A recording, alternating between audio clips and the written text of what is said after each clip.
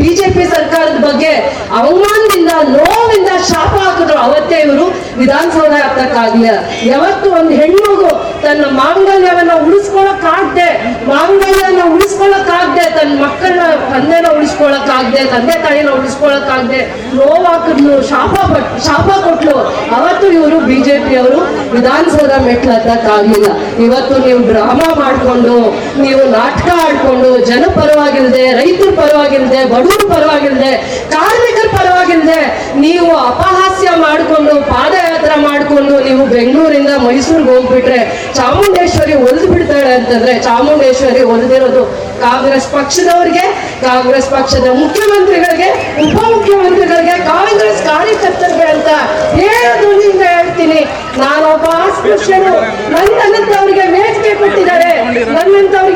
ಕೊಟ್ಟಿದ್ದಾರೆ ಅಂದ್ರೆ ಒಂದು ದಲಿತರಿಗೆ, ಕಾರ್ಮಿಕರಿಗೆ, ಅಲ್ಪಸಂಖ್ಯಾತರಿಗೆ ಯಾರಿಗೆ ವೇದಿಕೆಯನ್ನ ಈ ಕಾಂಗ್ರೆಸ್ ಪಕ್ಷ ಕೊಟ್ಟಿದೆ ಅಂತ ಎಷ್ಟೋ ಸಾವಿರಾರು ಲಕ್ಷಾಂತರ ಕುಟುಂಬಗಳು ಇವತ್ತು ಕಾಂಗ್ರೆಸ್ ಪಕ್ಷಕ್ಕೆ ಆಶೀರ್ವಾದವಾಗಿ ನಿಲ್ಲುತ್ತೆ.